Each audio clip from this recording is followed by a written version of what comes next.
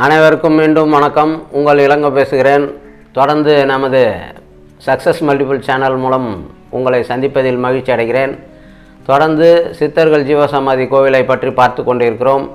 இந்த பதிவில் பன்ருட்டிக்கு அருகில் திருவதிகை திருவீராட்டனேஸ்வரர் கோவில், அந்த கோவிலுக்கு பின்புறத்தில் உள்ள ஜீவசமாதி சாமிகளை பார்க்க போகிறோம். அதாவது திருவீராட்டனேஸ்வரர் கோவில் 8 வீரத்தலங்களில், சிவனுடைய 8 வீரத்தலங்களில் அதுவும் ஒரு முக்கியமான வரலாற்று சிறப்புமிக்க சக்தி வாய்ந்த தலமாக விளங்குகிறது தமிழகத்தில். அதே போல் இந்த கோவிலில் உள்ள வீராட்டனேஸ்வரர் 16 பட்டைகள் கொண்ட சிவலிங்கமாக பிரம்மாண்டமாக மூலஸ்தானத்தில் வரும் பக்தர்களுக்கு வேண்டும் வரம் தந்து காட்சி தந்து அருள் புரிகிறார். இந்த கோவில் மேலும் ஒரு விசேஷமான கோவில். அதாவது திருநாவுக்கரசர் அங்குதான் முதலில் அவருக்கு சிவபெருமான் காட்சி தந்து அவர் அருளாசி பெற்று நாவுக்கரசர் என்று சிவபெருமானே வீராட்டனேஸ்வரரே அவருக்கு பெயர் வைத்து முதல் பாடல் அங்குதான் அவர் இப்பாடலை பாடினார், தேவார பாடலை. அதே போல் அவருடைய மூத்த சகோதரி திலகவதியார் அங்குதான் திருப்பணி செய்து வந்திருந்தார் என்பது வரலாற்று நிகழ்வாகும். எனவே அந்த கோவில் மிகவும் விசேஷமான கோவில், தமிழகத்திலேயே மிக பழமையான சக்தி வாய்ந்த கோவில். இந்த கோவிலுக்கு வரும் பக்தர்கள் சிவபெருமானை வணங்கிவிட்டால் 16 செல்வங்களும் கிடைக்கும் என்பது ஐதீகம். ஏனென்றால் 16 பட்டைகள் கொண்ட சுவாடசலிங்கம் தான் அங்கு சிவபெருமானாக காட்சி கொடுக்கிறார். அந்த கோவிலின் பின்புறம் உள்ள சித்தர்கள் ஜீவசமாதி கோவில் 4 உள்ளது. ஒரே இடத்தில் இந்த கோவிலுக்கு பின்பகுதியில் 4 சித்தர்கள் ஜீவசமாதி அடைந்துள்ளனர். முதல் சித்தரான ஸ்ரீலஸ்ரீ சுப்பிரமணிய தேசிக சித்தர், அந்த சித்தர் மிகவும் சக்தி வாய்ந்த சித்தராவார். அவருக்கு அங்கு கோவில் உள்ளது.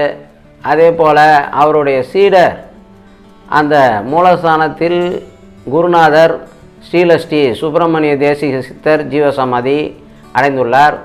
அதே போல் அவருக்கு எதிரில் உள்ள நந்திக்கு அடியில் அவருடைய சீடரான ஸ்ரீ சிவஞான தம்பிரான் சித்தர் சுவாமிகள் ஜீவசமாதி அடைந்துள்ளார். அந்த இடத்தில்தான் நந்தி உள்ளது. எனவே ஒரே இடத்தில் 2 சித்தரையும் வேண்டி வணங்கி கொண்டு வழிபட்டால் உங்களுடைய வேண்டுதல்கள் முழுமையாக நிறைவேறும். அதே போல் பக்கத்தில் ஸ்ரீ சடையப்ப சித்தர் சுவாமிகள், அவரும் அங்கு ஜீவசமாதி அடைந்துள்ளார். அவருக்கு சிலை உள்ளது. அங்கும் வழிபட்டால் அனைத்து வேண்டுதல்களும் நிறைவேறும். அதே போல் அந்த சடையப்ப சித்தருக்கு பின்பகுதியில் ஸ்ரீ குண்டலனி பரதேசி சித்தர் சுவாமிகள், அவரும் அங்கு ஜீவசமாதி அடைந்துள்ளார். அவருக்கும் அங்கு சிலை உள்ளது, சிறிய கோவிலாகவும் உள்ளது.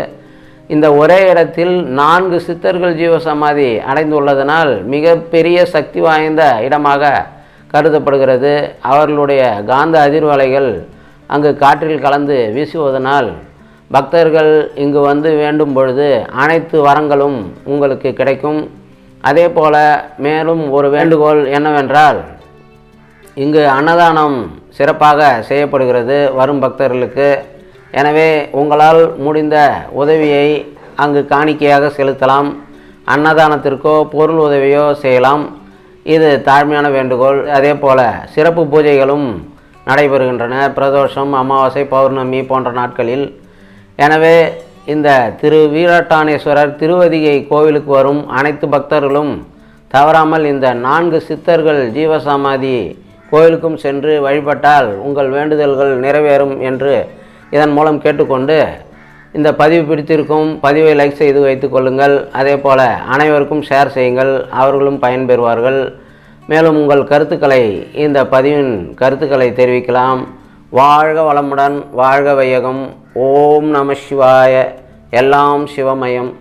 நன்றி, வணக்கம். மீண்டும் சந்திப்போம்.